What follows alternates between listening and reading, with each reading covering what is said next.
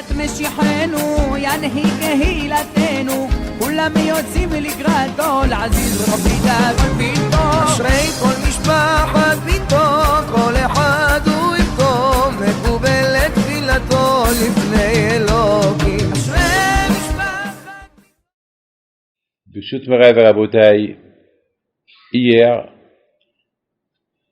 c'était le jour que Dieu préserve que j'ai reçu beaucoup de malades, beaucoup de malades.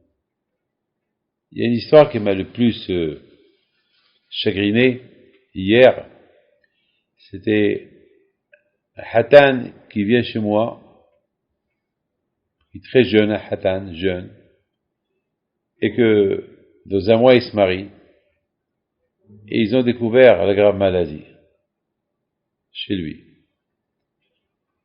Ce que j'ai admis chez sa fiancée, toute la famille lui a dit qu'il faut arrêter le mariage. Et la fiancée, elle a dit non. On n'arrête pas le mariage. Tout le monde lui a dit, mais c'est des graves maladies, elle est grave. Il ne va pas s'en sortir. Et qu'est-ce qu'elle répond? Lorsque j'ai pris la décision de le marier, j'ai pris tous les risques. D'ailleurs, lorsque quelqu'un il décide de se marier, il est en bonne et parfaite santé. On ne peut pas savoir ce qui peut arriver.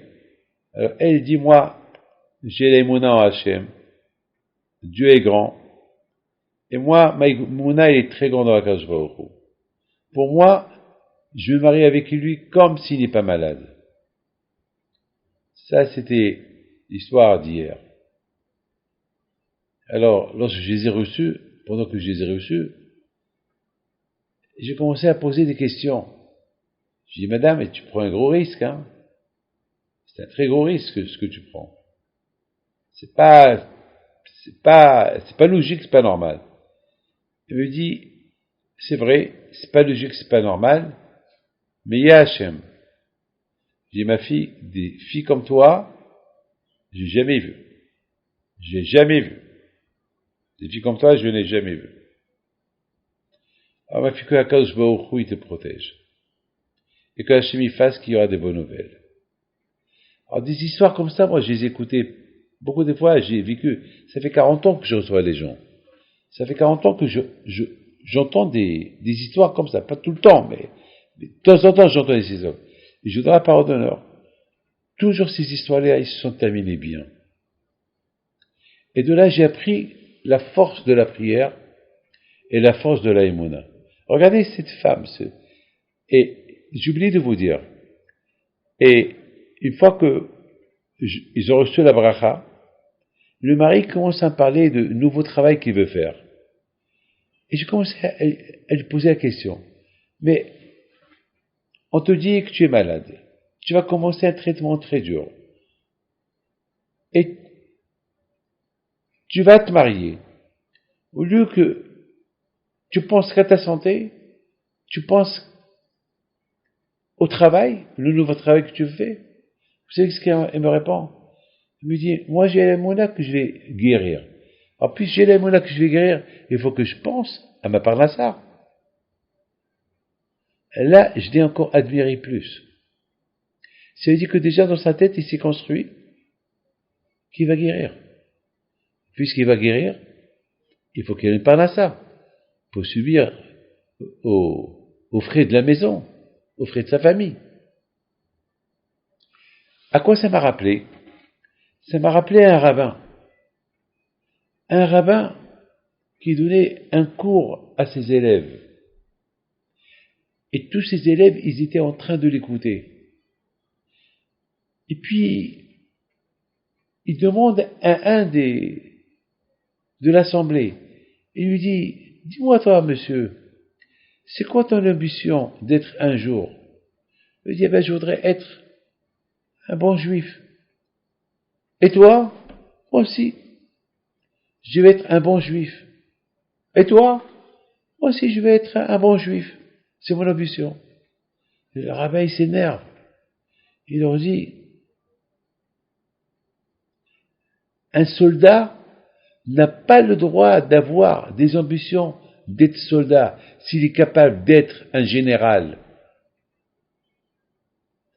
Et les voit et leur dit, vous n'êtes pas que des simples juifs, des simples soldats, il faut avoir l'ambition d'être des généraux, d'être des grands juifs, des tzadikim. Vous savez, mes amis, une fois j'ai vu un pauvre qui marche et il rigole, un pauvre qui lui demande la charité, il rigolait tout seul.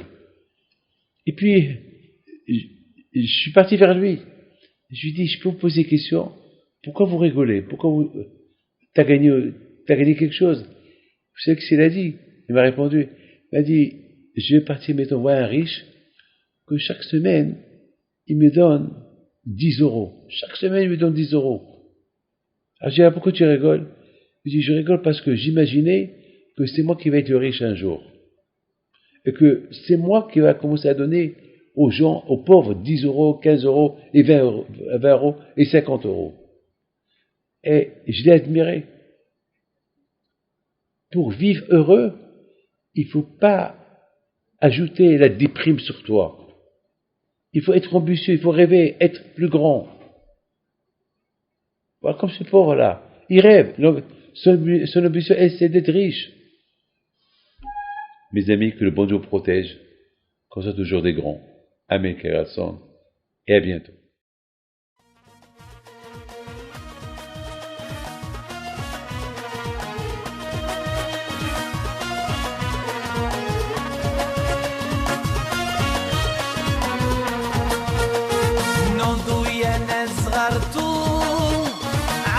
حيم بنتو وقف لنا زي خوتو